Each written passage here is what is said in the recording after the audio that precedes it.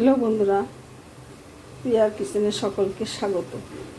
আজ আমি সয়াবিন কারি করে দেখাচ্ছি। তার জন্য সয়াবিনটা আমি সেদ্ধ করে নিয়ে নুন হলুদ দিয়ে ভাজি করে নিয়েছি। নুন হলুদ দিয়ে ভালো করে একটু ভেজে নিয়েছি। আর এখানে নিয়েছি দুটো পেঁয়াজ নিয়েছি, দুটো লঙ্কা নিয়েছি, দুটো লাল লঙ্কা নিয়েছি। সবগুলা মিক্সারে আমি বেটে নিয়েছি। আর 1 ইঞ্চি আদা এটা বেটে নিয়েছি। এখন আমি মূল রান্নায় চলে যাচ্ছি, দেখতে থাকো।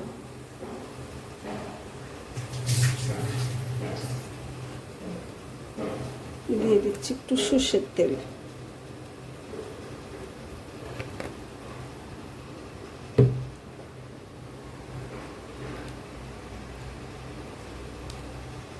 একটা পেঁয়াজ আমি কুচিয়ে রেখেছি, কয়েক টুকরা রসুন রেখেছি, সেটা আমি দিয়ে দিচ্ছি।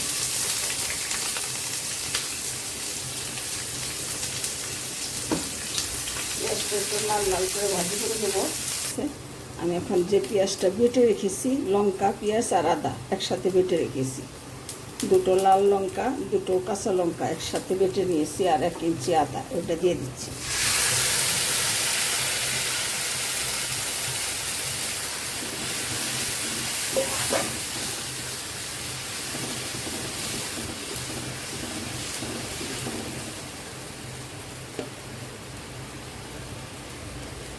ভালো করে কষিয়ে নেব।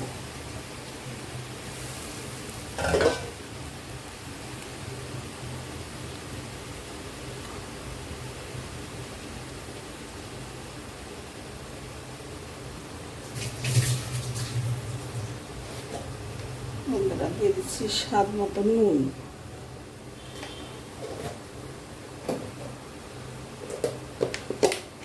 দিয়ে দিচ্ছি 1 চামচ হলুদের গুঁড়ো,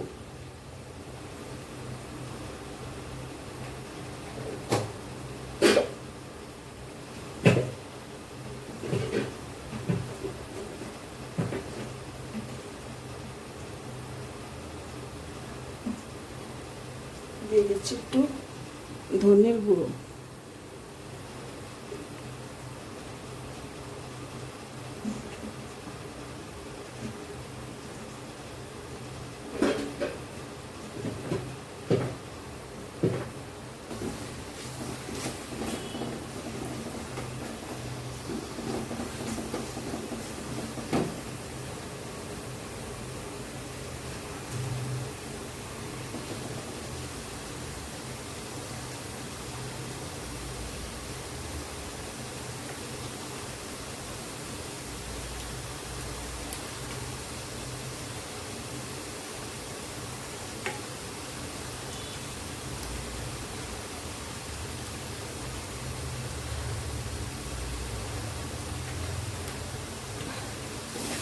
মশলাটা কষানো হয়ে গেছে। আমি এখন 2 চামচ না 3 চামচ হবে, 3 চামচ টক দই আমি দিয়ে দিচ্ছি। পেটে নিয়েছি ভালো করে, কষিয়ে নিলাম।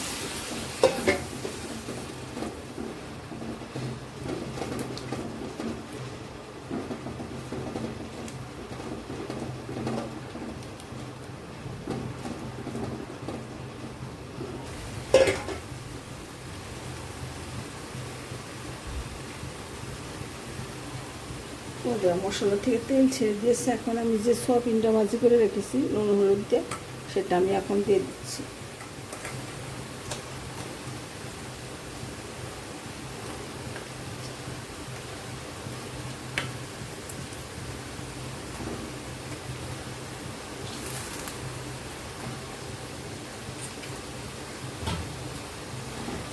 ভালো করে কষাবো।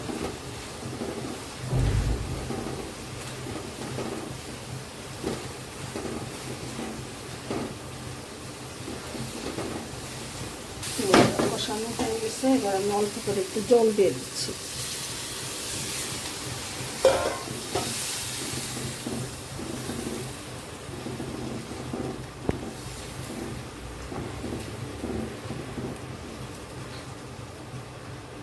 সামান্য নুনটা চেক করে দেখে নেব।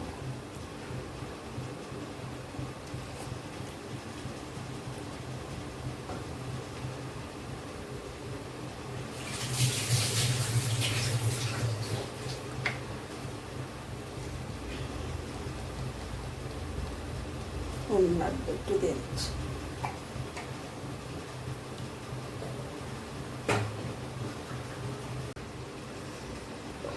বন্ধুরা, সোয়াবিনের কারিটা আমার হয়ে গেছে। এখন আমি একটু গরম মশলা একটু ঘি দিয়ে নামিয়ে নিব।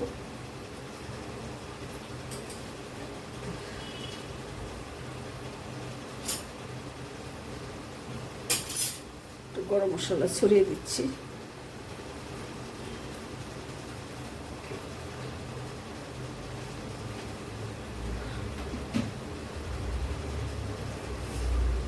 আর দিয়ে দিচ্ছি 1 চামচ ঘি। 1 চামচ ঘি দিয়ে দিচ্ছি।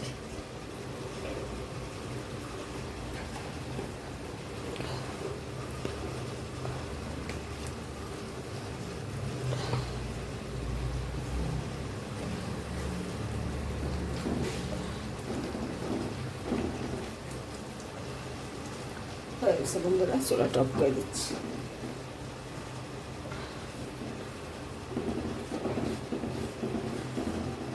টক দই দিয়ে এরকম করে রান্না করে একবার তোমরা খেয়ে দেখবে খুবই ভালো লাগে। মাংসের স্বাদ থেকেও স্বাদ বেশি হয় এটা, মাংসের স্বাদকেও হার মানাবে এটা।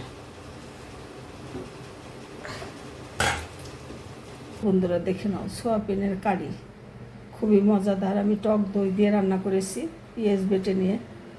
এইভাবে তোমরা রান্না করে খেয়ে দেখো, আশা করি ভালো লাগবে। আর রেসিপিটা ভালো লাগলে আমাকে অবশ্যই কমেন্ট করে জানিও। আর আমার চ্যানেলটা সাবস্ক্রাইব করে আমার সাথে থেকো। ধন্যবাদ বন্ধুরা, তোমরা সকলে ভালো থাকো।